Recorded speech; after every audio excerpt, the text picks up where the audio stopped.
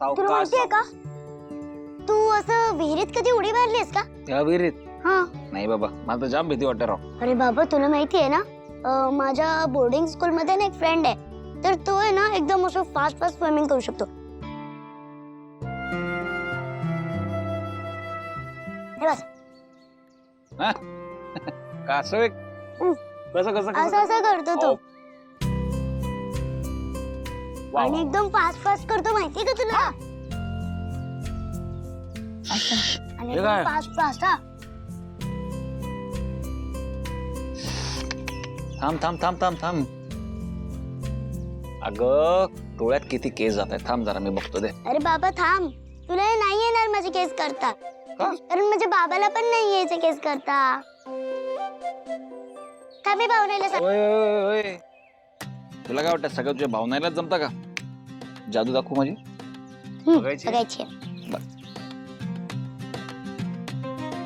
कळलं? हो.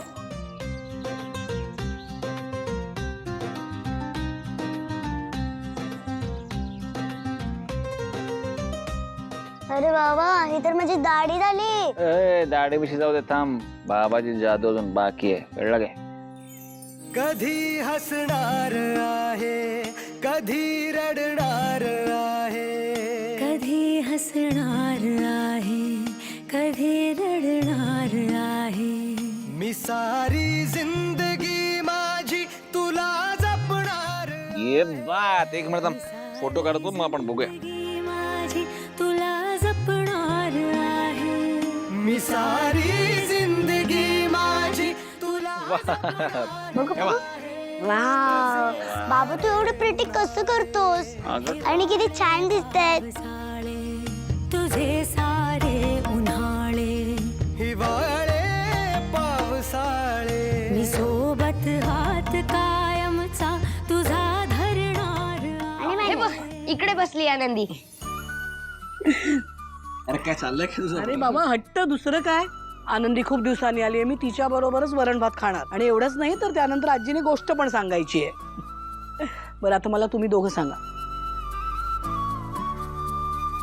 कुठली गोष्ट ऐकणार तुम्ही? भक्त प्रल्हाद की छत्रपती शिवाजी महाराज? आनंदी, तुला हल्ली आता आजीची गोष्ट ऐकायला मिळत नसणार ना, मग तू सांग कोणती गोष्ट ऐकायची आहे? छत्रपती शिवाजी महाराजांची.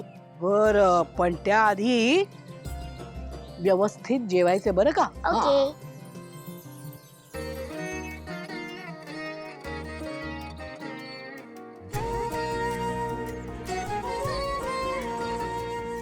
आनंदी माझ्याशिवाय ही किती छान रोहिली आहे या घरात. मम्मीजी,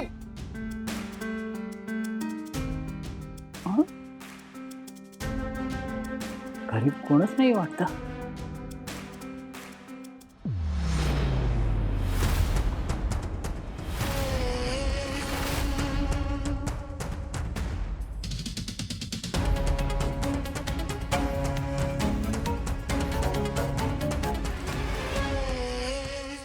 ही कोण आहे? घरातल्यांनी हिच्याबद्दल काहीच कसं सांगितलं नाही मला.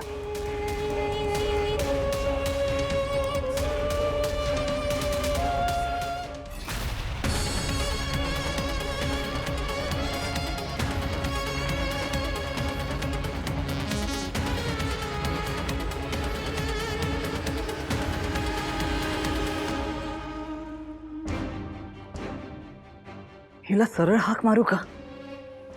नाही, हे खरंच कोणी काम करणारी असेल आणि तिने माझी तक्रार केली तर मला इथे राहणं अवघड होऊन बसेल. काय करू?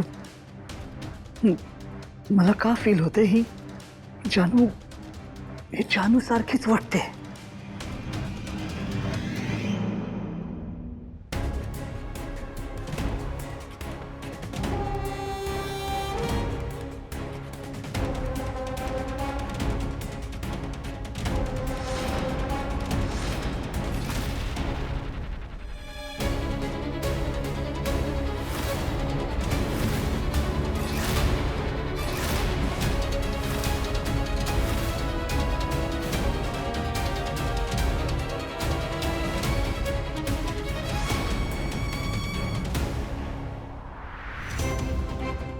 काय करत होतास?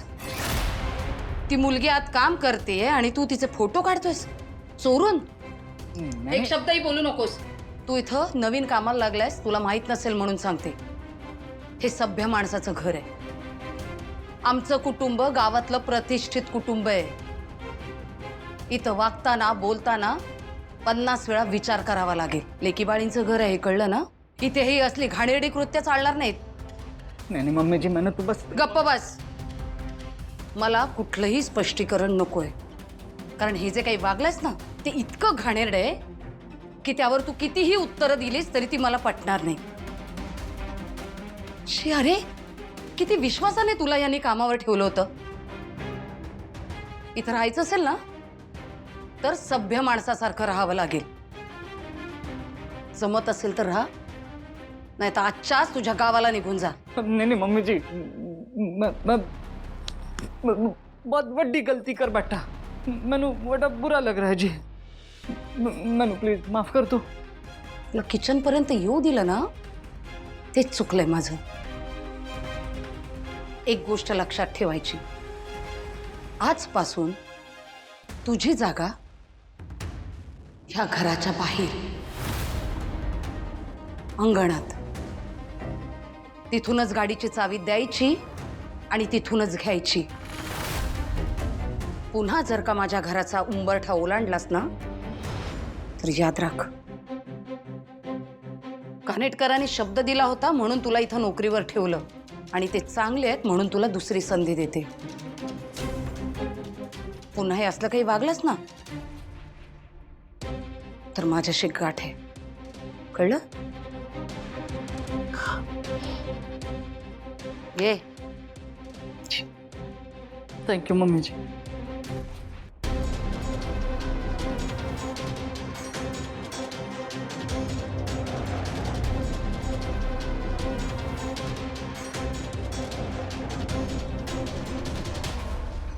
बाबा आता लगेचच निघायचंय का आपल्याला? हो ग आनंदी, आपल्याला ऑफिसमध्ये जायला नको का? माझं काम आहे तिकडे. मग तू जा ना. आनंदी, अरे बाबा मी काय करू तिथे? अबे एवढं मोठं ऑफिस आहे, तू तिकडे खेळ, चित्र काढ, मोठा व्हाईट बोर्ड आहे, तुला तर माहिती आहे ना. मग त्याच्यावरती तू अभ्यास करू शकतेस. पण मला एकटीला कंटाळा येईल ना. पण मग आपल्याला ऑफिसला तर जायला हवं. तू जा ना, मी इथे सांगते ना. इथे कशी काय थांबू शकणार तू? का नाही थांबू शकत पण तिथे? नाही म्हणजे हे सुद्धा आनंदीचंच घर आहे ना. हो, पण हे भावनाचं माहेर आहे आणि आनंदीचं घर तर. हेही आनंदीचंच घर आहे. काय ना, भावना तिची आई आहे त्यामुळे तिचं माहेरचं घर हे आनंदीचंच घर होतं ना. नाही, मला असं वाटतं की माझं घर, भावनाचं घर हे आनंदीचंच घर आहे. ती कुठेही कधी किती वेळ राहू शकते. नाही म्हणजे श्रीकांत, अहो तुम्ही गैरसमज करून घेऊ नका, पण आमचं लग्न होण्याआधीपासून आनंदी माझ्याबरोबर इथेच राहत होती. आनंदीला सवय आहे या घराची खूप. अनेक दिवस राहिली ती या घरात, म्हणूनच इथल्या सगळ्यांची तिचं एक वेगळं नातं आहे. तिला सगळेजण खूप आपलेसे वाटतात इकडचे. आणि आत्ताच तुम्ही बघितलंत ना, वरद बरोबर जेवायला किती हट्ट करत होती ती. त्यामुळे मला असं वाटतंय की आनंदीला इथेच राहू दे. आणि तुम्ही सुद्धा ऑफिसमध्ये नीट लक्ष देऊ शकाल ना, म्हणजे तुम्हाला चालणार असेल तर.